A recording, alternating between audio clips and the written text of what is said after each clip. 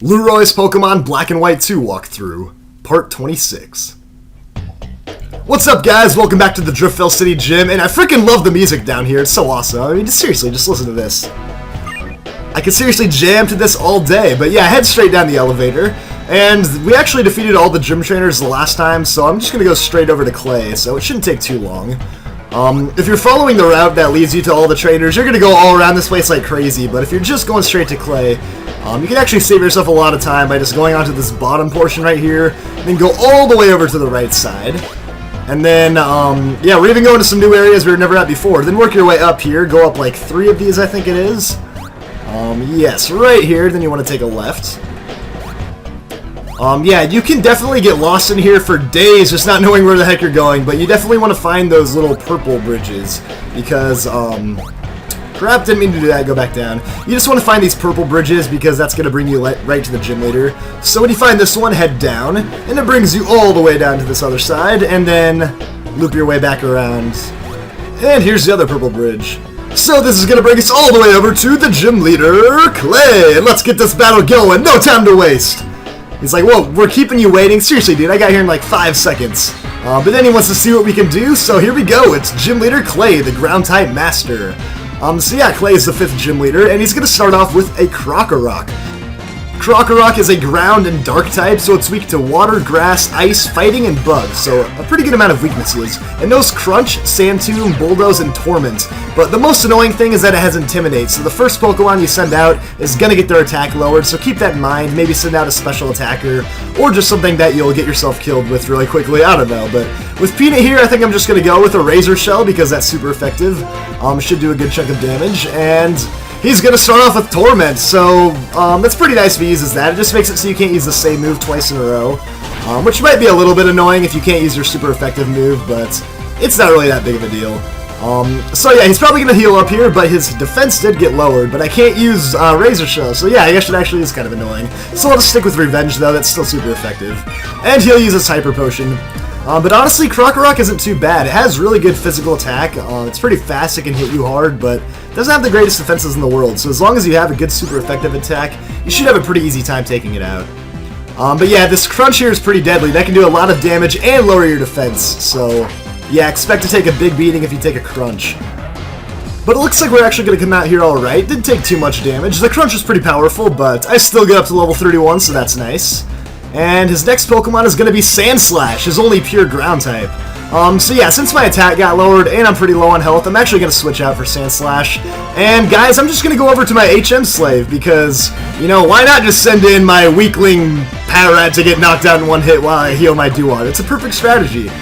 Definitely do this all the time, guys. If you have a Pokemon that sucks like Patrat at level 5, then send it in to get killed and you get a free turn to heal up one of your Pokemon.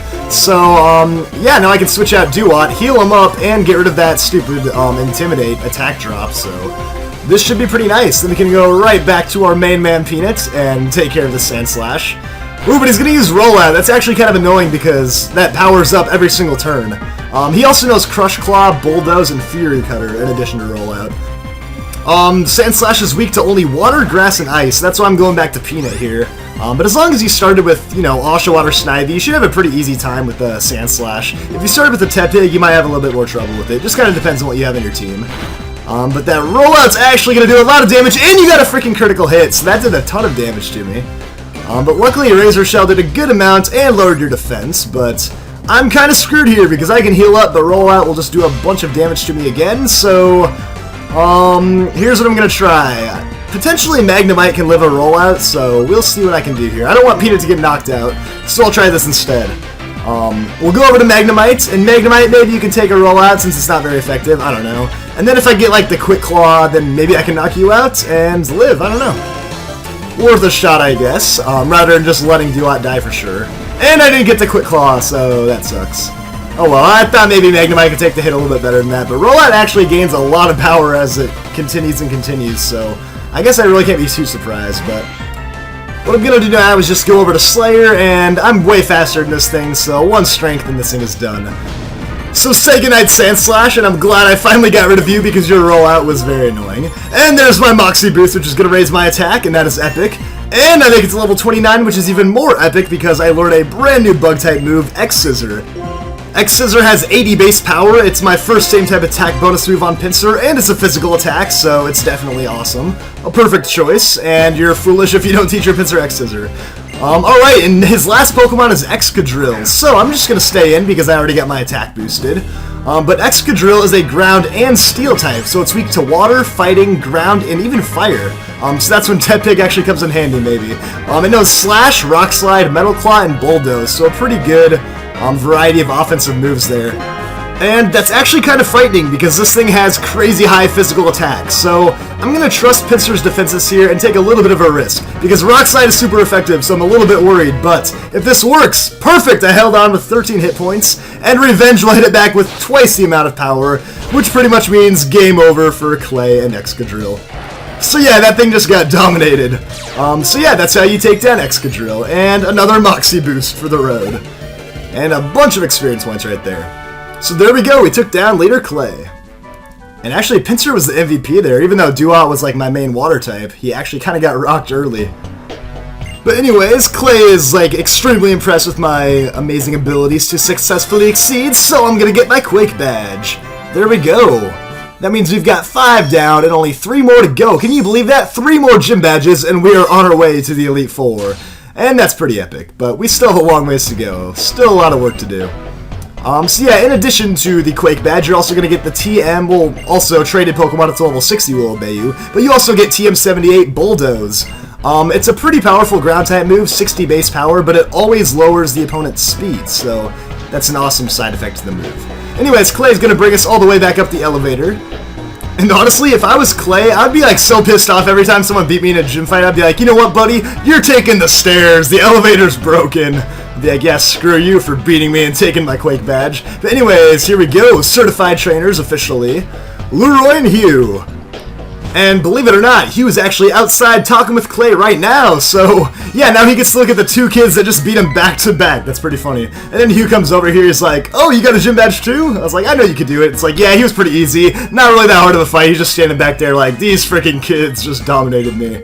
But yeah, I don't know, Hugh's still ranting about Purloin. Like, seriously, Hugh, get over it. Catch yourself a new Purloin. She won't even know this is the difference. But, you know, Hugh just can't accept that. He wants the old Purloin back, so he's never going to forgive Team Plasma. And then Clay tries to lecture him for a little bit. He's like, you know what, Hugh, you need to realize that these Team Plasma guys have maybe changed and became better people, blah, blah, blah, blah, blah, blah. And then he's like, you know, this is one of those compromises adults are supposed to make. But whatever, I'm not an adult, I'm going to go fight Team Plasma. And then he kind of remembers that, oh wait, you're supposed to show us something. So then Clay is going to help us check out the Pokemon World Tournament.